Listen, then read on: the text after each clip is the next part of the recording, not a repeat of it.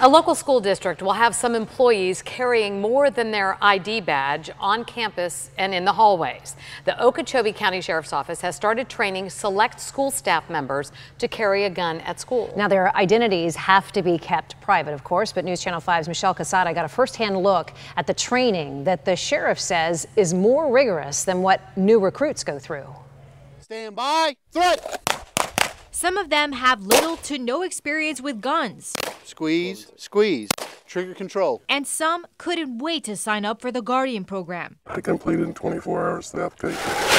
But all of these Okeechobee County school employees volunteered for one mission. I believe in protecting the kids in our school. After the school shooting in Parkland, Florida legislators passed a school safety law that not only required every school to have a school resource officer, but also allowed the school districts and sheriffs to opt into the Coach Aaron Feist Guardian program, allowing select employees to be trained to use a gun and carry one on campus. The Senate bill explained that it cannot be instructional school board employees. These had to be custodians, these had to be administrators.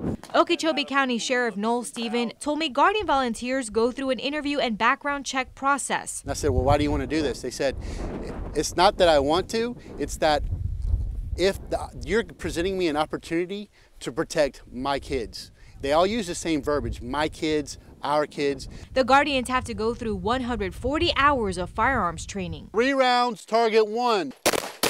If they can't master the skills, then they will not be a Guardian. Aiming and pulling the trigger is just part of it. Training supervisor Michael Hazelleaf says they're going through active shooter scenarios. You've heard of tunnel vision, auditory exclusion, your heart races, all these things that happen. You need to be prepared for that. The time to prepare for that is not when you're in the situation. Some local sheriffs have been critical of the program and believe trained law enforcement officers should be the only ones with guns. Sheriff Stephen believes training civilians to stop an active shooter can save lives. They're having to leave here with a shooting measure, that of my firearms instructors.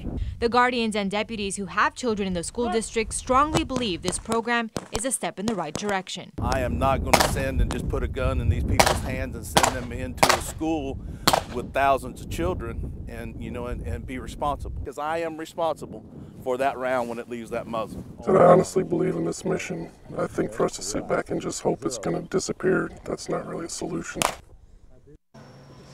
The Guardians are receiving a one-time $500 stipend. The Public Safety Act allocated $67 million for the Sheriff's Office to establish the Guardian program. Governor Ron DeSantis, meanwhile, proposing to use $57 million of the unspent funds to get more districts to participate. You can join us Thursday night for our special Parkland 1 year later. You'll hear from a student who survived the mass shooting, parents who lost their children, and we will look at how school security has changed. All this happening this Thursday at 7 o'clock.